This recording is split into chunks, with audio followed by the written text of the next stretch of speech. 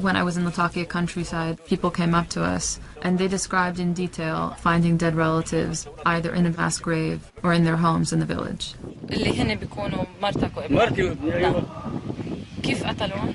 قتلوهم كويس. وهلا بتروح تشوفي دمي كما استاذوا لهلا دمي. دمهم وين؟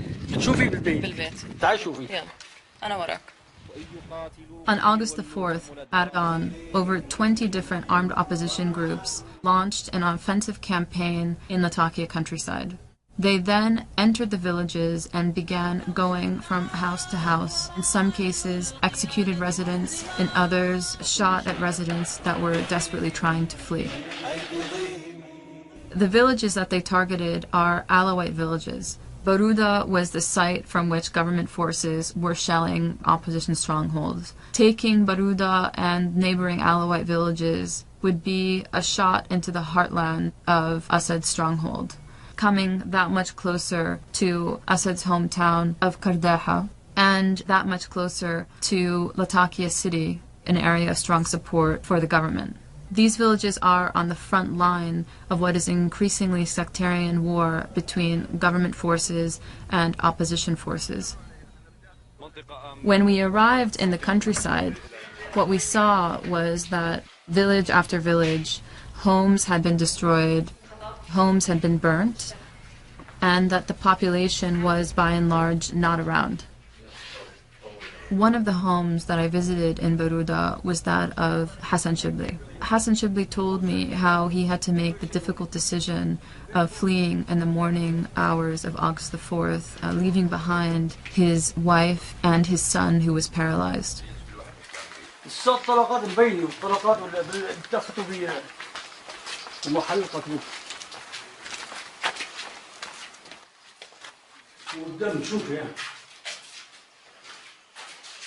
شوف الطلقة هي هون وهون.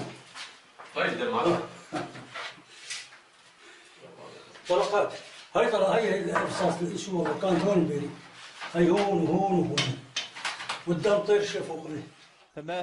We looked into statements and videos posted by opposition groups that were involved in the offensive. I was able to identify what looked like Hassan's son's bed. I then showed a screenshot of that video to a local resident, and she identified that person as Safwan Shibli. She also told me that the person that appears seconds later in the video was Safwan Shibli's mother. We know that she was killed after that. We identified more than 185 civilians killed during the operation. This was based on witness testimony, as well as photo and videographic evidence. The footage and the photographs help to corroborate information that we receive from survivors, but it also helps us get a fuller picture of what happened on that day. One of the patterns that emerged was that opposition fighters were systematically killing adult men and trying to keep women and children alive to hold them as hostages. According to opposition sources, there are now over 200 residents from the area held hostage. We're not just talking about a few rogue actors. We're talking about a pre-planned, meditated pattern of abuse that was intentionally undertaken. These abuses do amount to crimes against humanity.